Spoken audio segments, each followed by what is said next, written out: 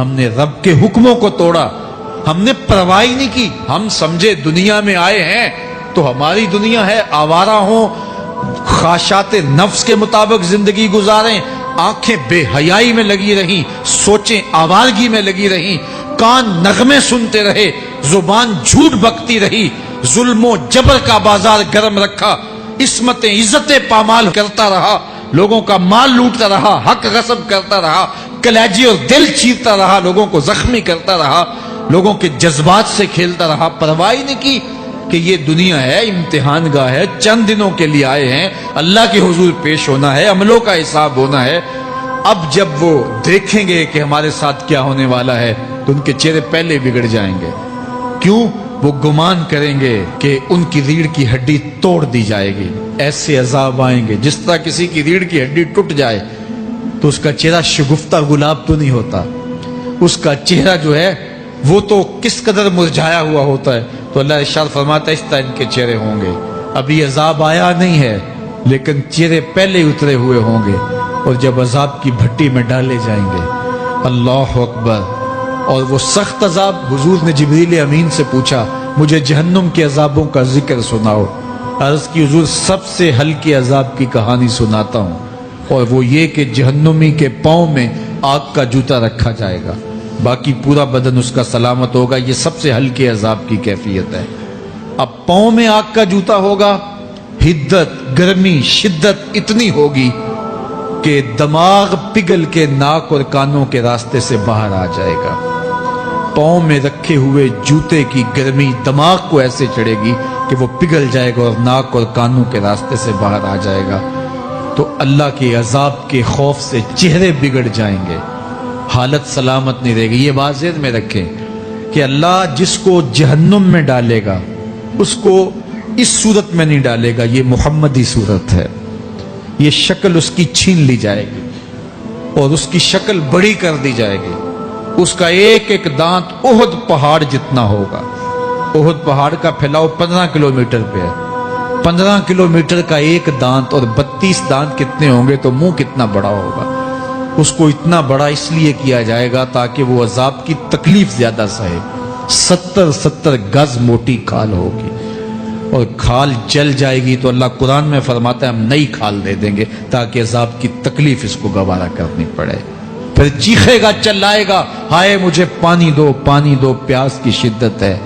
70 سال تک تو اس کی کوئی آواز ہی نہیں سنے گا۔ 70 سال کے بعد داروغہ جہنم چیخ کر کہے گا کیا مانگتا ہے؟ وہ بولے گا مجھے پانی چاہیے۔ کہا جائے گا تو بے بھی ملتا ہے پانی۔ پھر داروغہ جہنم اسے پانی دے گا، کوکا کولا کی بوتل دے گا یا پیپسی تھما دے گا یا منرل واٹر کی بوتل دے گا؟ نہیں، قرآن بتاتا ہے اسے مائے حمیم دیا جائے گا، کھولتا ہوا پانی، اور وہ اتنا گرم ہوگا جب پینے کے لیے چہرے کے قریب کرے گا اس سے اٹھتی ہوئی بھاپ کی وجہ سے چہرے کی کھال ادھڑ کے اس کے اندر گر پڑے گی، لیکن اس کے باوجود اس کو پینا پڑے گا۔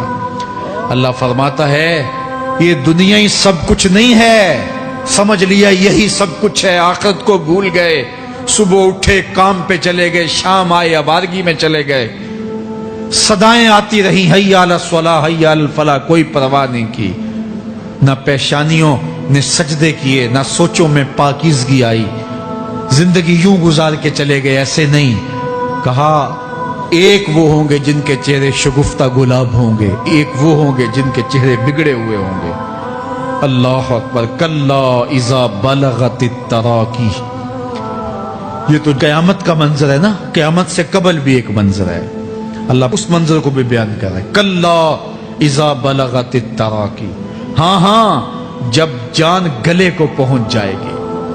اے انسان تیرے اوپر وہ گھڑی بھی آنے والی ہے، وہ وقت بھی آنے والا ہے جب سانس اس ہنسلی میں اٹک جائے گا، جب سینے سے بھی سانس اوپر چلی گئی، اب ڈاکٹر بھی لا علاج قرار دے رہے ہیں کہ اب علاج نہیں رہا ہے، جان بس اب نکلنا چاہ رہی ہے، اور کہا جائے گا کوئی جھاڑ پھونک والا بلاؤ۔ اب ڈاکٹروں نے تو جواب دے دیا، اب سانس اٹک گئی گلے میں، چند لمحوں کی مہمان ہے۔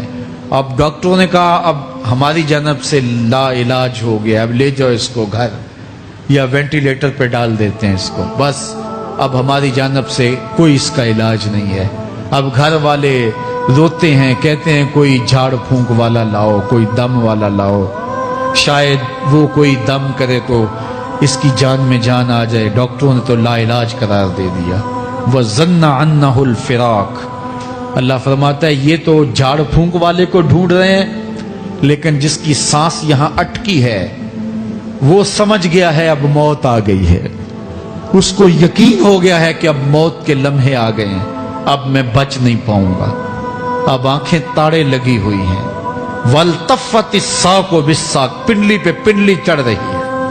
جب موت آ جاتی ہے تو پھر پنڈلی سے پنڈلی لپٹ جاتی ہے، اس کو پھر جدا کرتے ہیں اور جدا کر کے دونوں انگوٹھے باندھ دیتے ہیں تاکہ پنڈلی کے اوپر پنڈلی نہ چڑھے۔ اللہ وہ منظر بیان کرتا ہے، صاحب یہ وقت آنے والا ہے جب دونوں انگوٹھے باندھ دیے جائیں گے، جب ناک میں روئی ٹھونس دی جائے گی، جب چٹے لباس میں کفن دیا جائے گا، جب غسال کے سامنے بے بس پڑے ہوں گے، وہ چاہے یہ بازو اٹھائے چاہے یہ بازو اٹھائے، گرم پانی ڈالے یا سرد پانی ڈالے، جب بس پڑے ہوئے ہوں گے جو ہے وہ غسل دینے والوں کے، اور ناک میں روئی ہوگی اور دونوں انگوٹھے آپس میں بندھے ہوں گے، یہ محل، یہ ماڑی، یہ کوٹھیاں، یہ بنگلے جس کو سویر شام لگ کے حلال حرام کی تمیز کیے بغیر بنایا تھا، غوث اعظم رضی اللہ تعالیٰ عنہ بولے مکان بنا رہا ہے، بسیں گے اور حساب تو جا کے دے گا، اور یہ تو ایک رات بھی تجھے اس گھر کے اندر نہیں رکھیں گے کہ چلو ایک رات مہمان رکھ لیں۔ کہتے ہیں نہیں نہیں، مہمانوں نے بھی جانا ہے تو جلدی کرو، اس کو سپرد کراؤ، وہ تو تیرا لباس بھی پھاڑ کے اتاریں گے، خود غسل دینے کے لیے تیار بھی نہیں ہے، تجھ سے خوف آنے لگا ہے، جاندی واری ڈرونا بنے ہوتے، ہاتھ نہ لاندے ڈر دے، جنہ لئی تو پاپ کمائے اج کتھے نہیں تیرے کر دے۔ آج تو وہ تیرے ساتھ تجھے غسل دینے کے لیے آمادہ نہیں ہے۔ وَالْتَفَّتِ السَّاقُ بِالسَّاقِ، جب پنڈلی پہ پنڈلی چڑھنے لگ جائے گی، إِلَىٰ رَبِّكَ يَوْمَئِذٍ الْمَسَاقُ، اس دن تیرے رب کی طرف ہی لوٹ کے جانا ہے۔ فَلَا صَدَّقَ وَلَا صَلَّىٰ، اس نے نہ تو سچ مانا اور نہ نماز پڑھی، وَلَٰكِنْ كَذَّبَ وَتَوَلَّىٰ، ہاں جھٹلایا اور منہ پھیر کے چل پڑا۔ ثُمَّ ذَهَبَ إِلَىٰ أَهْلِهِ يَتَمَطَّىٰ، پھر اپنے گھر کو اکڑتا ہوا چلا۔ اولا لک فاولا ثم اولا لک فاولا، تیری خرابی آ پہنچی، ہاں تیری خرابی آ پہنچی۔ ایحسب الانسان ان یترک سدی، انسان دنیا میں یہ گمان کرتا ہے اس کو سدا چھوڑ دیا جائے گا۔ سدا عربی میں ایسے اونٹ کو کہتے ہیں جس کی مہار کسی کے ہاتھ میں نہ ہو، شترے بے مہار، جہاں مرضی جس گھاٹ سے چاہے پانی پیے، جہاں سے مرضی چارہ لے، تو شترے بے مہار کو کہتے ہیں سدا۔ تو یہ انسان بھی گمان کرتا ہے کہ میں بھی سدا ہوں، مجھے کوئی کیوں پوچھے، میرے جذبات پہ کوئی کیوں قدغن لگائے، مجھے کیوں روکے کوئی۔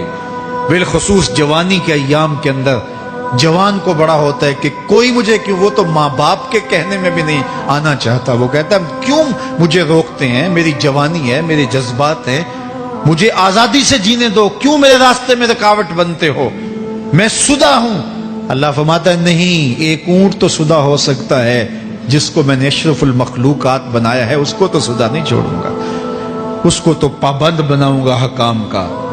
اب وہ کہتا ہے کہ نہیں نہیں، یہ کیسے دوبارہ اٹھائے جائیں گے؟ اب دوبارہ وہی بات پھر آ گئی، الم یک نطفۃ من منی یمنی، اللہ فرماتا ہے ایک بوند تھی نا، پانی کا ایک قطرہ تھا جو رحم مادر میں رکھا گیا، ثم کان علقہ، پھر وہ پانی کا قطرہ لوتھڑا بنا، فخلق فسوی، پھر اللہ نے اسے پیدا فرمایا اور پھر ٹھیک ہموار کیا، فجعل منہ الزوجین الذکر والانثی، پھر اس سے وہ جوڑ بنائے، کوئی مرد بنایا کوئی عورت بنائی۔ کہا اب غور کر، اب تیری آنکھیں دیکھتی ہیں، بجلیاں چمکتی ہیں، تیری زبان کا طوطی بولتا ہے، لوگ اشش کرتے ہیں تیری گفتگو پہ، تیری گفتار پہ صدقے جاتے ہیں، تیرے لہجے کے جمال کو دیکھتے ہیں، تیرے سینے کا زور، تیرے پنجوں کی طاقت، تیری دماغ کی تیزیاں اور تیری سوچوں کے اجالے، تیری زوردار ٹانگیں، تیرے کڑیل بازو اور تیری چوڑی چھاتی، اور تیرے گلاب کی پتیوں جیسے ہونٹ، اے انسان یہ سب کچھ کہاں تراشا گیا؟ ماں کے رحم میں، اس تاریکی میں جو 3 پردوں میں تھی، تیرا سر تیرے گھٹنوں میں تھا، اور تیرے رب نے وہاں تیرے اندر نسوانیت یا رجولیت کی صلاحیتیں پیدا کی، تیری آنکھوں میں چمک پیدا کی، تیرے کانوں میں نغمے بکھیرے، تیری زبان کے پٹھوں پہ قوت ذائقہ رکھی، تجھے بولنے کی صلاحیت دی، تیرے پنجوں میں زور رکھا۔ آج تو مفتی شہر ہے، آج تو علامۃ الدہر ہے، آج تو قاضی القضات ہے، آج تو منسٹر ہے، آج تو وزیر اعظم ہے، آج تو پہلوان ہے، آج تو شہزادہ ہے، آج تو بادشاہ ہے، آج تو زوراور ہے، آج تیری طاقت کے کیا کہنے، آج شیروں کو تو نچا لیتا ہے، ہاتھیوں کو تو بٹھا لیتا ہے، آج تو بڑا زوراور گھڑ سوار ہے، آج تیری طاقت کے کیا کہنے، تو کشتی کرتا ہے، زمانہ دیکھنے آتا ہے، آج تیری طاقت کے شوہرے ہیں، تیری عظمت کے تنتنے ہیں، لیکن انسان تو ایک ناپاک قطرہ تھا اور رحم مادر میں تھا۔ تیرے اندر یہ رنگ کس نے بھرے؟ تیرے کانوں میں نغمے کس نے رکھے؟ تجھے دماغ کی قوتیں کس نے دی؟ زبان کو بولنا کس نے سکھایا؟ آنکھوں میں توانائیاں کس نے رکھی؟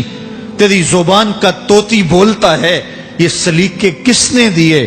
پھر اللہ فرمایا، کتنا زوردار بیان ہے، الیس ذالک بقادر علی ان یحیی الموتى، جو ماں کے پیٹ میں ایک نطفے کو ایک خوبصورت انسان بنا سکتا ہے، ہڈیوں کو جوڑ کے دوبارہ انسان نہیں بنا سکتا؟ کیا وہ دوبارہ تجھے کھڑا نہیں کر سکتا اپنے سامنے پیش ہونے کے لیے، جس کے حکموں کو تو نے توڑا ہے، جس کے فرامین کا تو نے مذاق اڑایا ہے؟ کیا وہ اتنا ہی بے بس ہے کہ اپنے حضور تجھے جو ہے وہ کھڑا ہی نہیں کر سکتا ہے؟ جس رب نے تجھے ماں کے شکم میں شکل دی، حضرت شیخ فرید الدین عطار بولتے ہیں، سانے کستی سلاتی می شود، ایسا کاریگر ہے مٹی سے بادشاہ بنا ڈالتا ہے۔ اس نے مٹی سے دارا و سکندر بنائے، اس نے مٹی سے جو ہے وہ رستم و سہراب بنائے، اس نے مٹی سے کیا کیا بنا دیا، جو مٹی سے بادشاہ بنا سکتا ہے، جو نطفہ رحم مادر سے جو ہے وہ شکل اور صورت اور رنگ اور جمال بنا دیتا ہے۔ تیری صورت نکھرتی ہے، تیرے ہونٹ گلابی ہیں اور تیری نرگسی آنکھیں ہیں، تیرے ریشمی بال ہیں اور تیری خوبصورت رنگت ہے، تو چال چلتا ہے تو لگتا ہے قیامت چل رہی ہے، تیرا قد رانا جو ہے وہ صنوبر کو شرماتا ہے، تیری گفتار کے تنتنے ہیں۔ جس نے اتنی خوبصورت شکل ماں کے رحم میں بنائی، کیا وہ ہڈیوں کو جوڑ کے دوبارہ انسان نہیں بنا سکتا؟ وہ دوبارہ انسان بنائے گا اور پھر تجھے اپنے حضور کھڑا کرے گا۔ اور ایک حدیث میں آتا ہے، اللہ بندے کو اپنے حضور کھڑا کرنے کے بعد اپنے سامنے سے ہٹنے نہیں دے گا جب تک 5 سوال نہیں پوچھ لے گا۔ ان عمرہ ہی فیما افنا ہو، اس کی عمر کے بارے میں پوچھے گا، کہاں ضائع کی؟ میں نے تجھے زندگی دی، 60 سال 70 سال 40 سال 50 سال، اس زندگی کو کہاں گزار کے آیا ہے؟ ان شبابہ فیما ابلا ہو، اس کی جوانی کے بارے میں پوچھا جائے گا، جوانی کہاں گزار کے آیا ہے؟ مجنوں تو نہیں بنا رہا، خواہشات کا اسیر تو نہیں ہو گیا، دیوانوں کی طرح زندگی تو نہیں گزار کے آ گیا؟ تیری جوانی کسی چوک میں تو نہیں گزری، تیری جوانی آوارگی میں تو نہیں گزری، ساری رات سوشل میڈیا کے اوپر گندگی اور غلاظتیں تو نہیں دیکھتا رہا؟ تیری زندگی گزری کہاں ہے؟ تیری جوانی گزری کہاں ہے؟ اگر کوئی جواب نہ ہوا تو پھر کیا جواب دے گا؟ اور وہ کتنا خوش نصیب ہوگا جو کہے گا، مالک میری جوانی سجدوں میں گزری، میری جوانی قیام میں گزری، میری جوانی رکوع میں گزری۔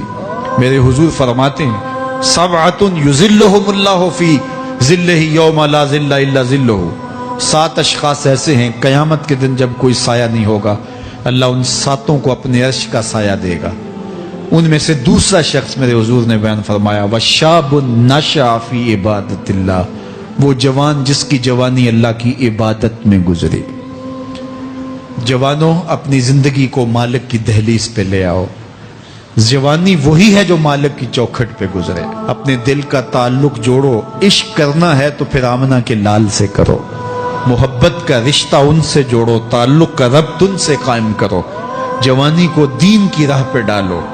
اللہ اکبر۔ سنو میرے حضور کا فرمان، انا حبیب اللہ، میں اللہ کا حبیب ہوں۔ پھر فرمایا الشاب التائب حبیب اللہ، جو جوانی میں توبہ کرے وہ بھی اللہ کا حبیب ہے۔ آؤ اللہ کے حبیب بن جاؤ، اللہ کے حبیب بن جاؤ، اللہ کے حبیب بن جاؤ، اللہ کے محبوب بن جاؤ۔